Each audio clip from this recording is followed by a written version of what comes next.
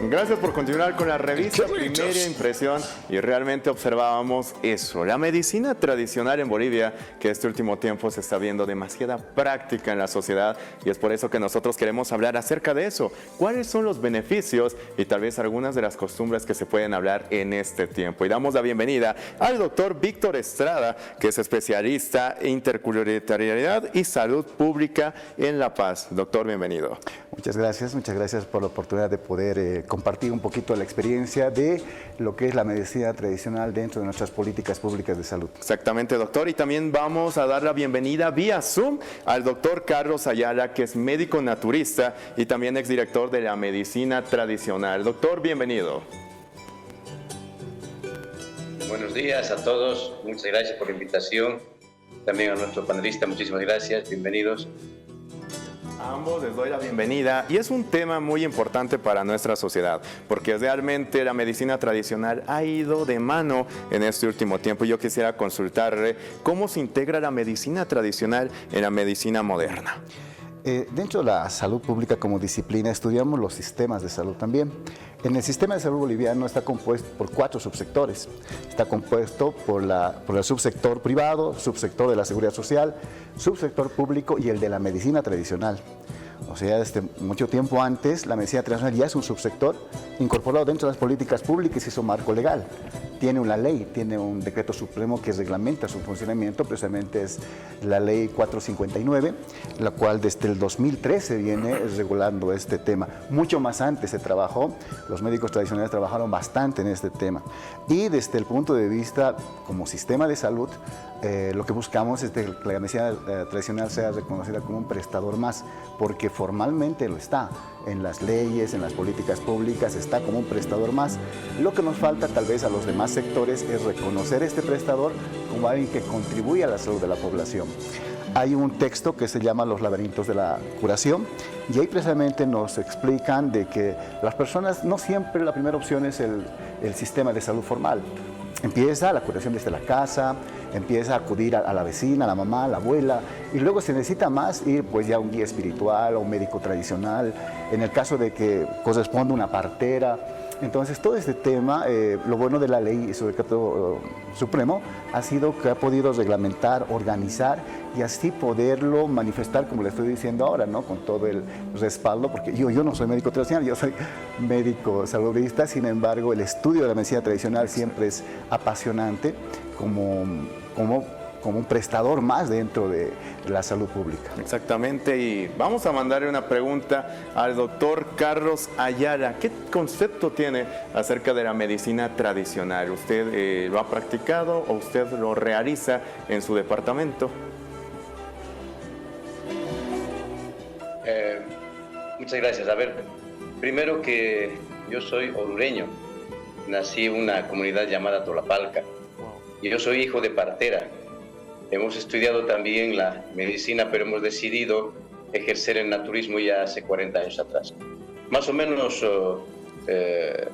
más se vislumbra la medicina tradicional desde los años 80, porque en el 84 salió la primera resolución suprema para Sobometra, ¿no? En el que luchamos mucho, pero ha habido también reconocer que entre los médicos académicos o biomédicos o alópatas, como se los reconoce, también ha habido muchos que sí han apoyado, han fortalecido a este sector y han reconocido su práctica, han reconocido su sapiencia, y además que si nosotros nos remontamos un poquito más atrás, hay comunidades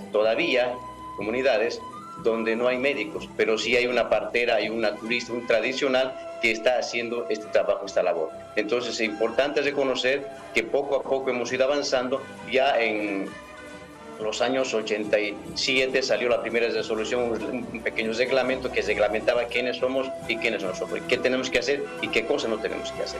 Y a partir del 2000 pues hemos tenido otro último reglamento en el que ya hemos sido incorporados inclusive en la ley 1737, ley del medicamento, en el que está reconociendo, ¿no es cierto?, los componentes de las plantas medicinales, los jarabes, sus preparados de tinturas, pomadas, etcétera, ¿no? Y ya como decía el doctor, después que hemos sido parte de lo que ha sido la Asamblea Constituyente, se ha reconocido ya en la Constitución Política del Estado como un subsector a la medicina tradicional, del cual, por ejemplo, el resultado es que están mandando a la Constitución que se saque una ley. Y ya pues el 2013 hemos tenido la ley y el 2015 su reglamento correspondiente para este ejercicio de la medicina tradicional, reconociendo a los pueblos indígenas originarios campesinos de las 36 nacionalidades en el Estado plurinacional. Muchas gracias, doctor Ayala. Y justamente nosotros queremos saber acá en estudios, ¿qué posición tiene la medicina tradicional en la actualidad, doctor Estrada? Mire, todo el mundo pensaría que uno tiene que conocer la medicina tradicional porque va a ir a trabajar en una zona rural. Sin embargo, no es así. El mito es de que tal vez la medicina tradicional es para la zona rural. No, está tan vigente en zonas urbanas, rurales.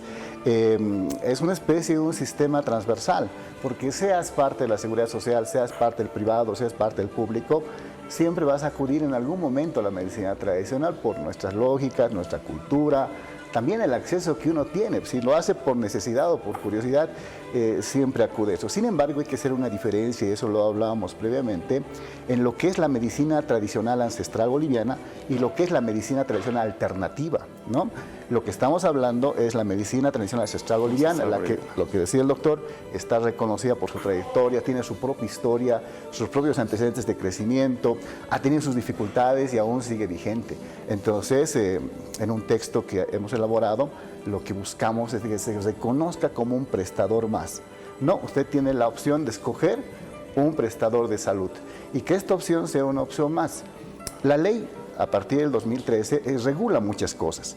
Existe ya un registro de médicos tradicionales, existe un registro sobre lo que producen los médicos tradicionales. En la Seguridad Social hay una experiencia de una alternativa de prestación en medicina tradicional. Precisamente en la Caja Petrolera de Salud hay prestadores de medicina tradicional que están conjuntamente con la parte médica, ¿no? Entonces, que sea una opción más. No decimos que se le vaya a imponer a nadie, sino que sea una opción más, porque resultados ha demostrado. Al igual que la medicina biomédica, hay errores, hay un margen de error. Lo mismo pasa con la medicina tradicional, siempre existe eso. Es por eso la importancia de regularnos, ¿no? Regularnos y siempre hacer un seguimiento de cómo se está implementando, porque es parte de la política pública nacional y no es cuestión de un periodo de gobierno, sino a venir desde antes, y yo creo que también va a continuar todavía la medicina tradicional vigente en nuestro país. Exactamente, doctor Estrada. Y preguntamos al doctor Ayala, la medicina tradicional, ¿qué nivel de opción tiene a nivel Bolivia y también a nivel mundial?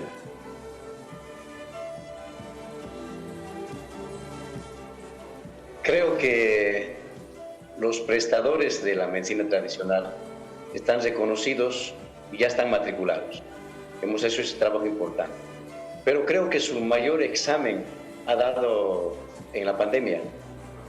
En la pandemia han trabajado los naturistas, las parteras, y se ha podido demostrar la eficacia, la eficiencia, ¿no es cierto?, el potencial que tiene para resolver problemas de salud las plantas medicinales, ¿no?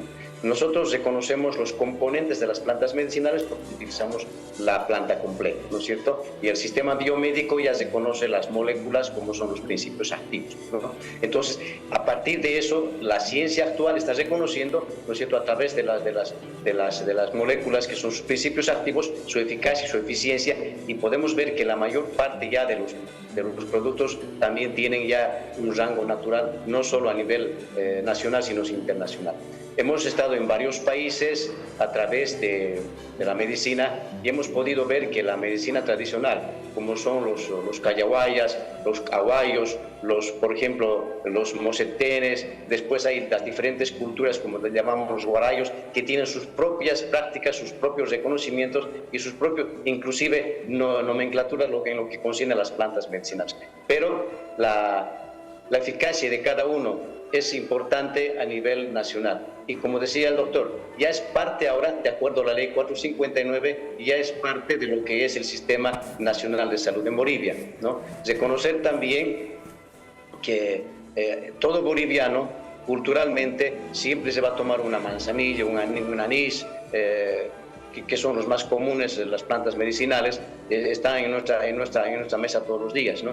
Entonces es parte de nuestra vivencia cultural boliviana. Muchas gracias, doctor Ayala. Preguntamos acá al doctor Estrada, ¿la medicina tradicional ha causado un gran impacto en Bolivia?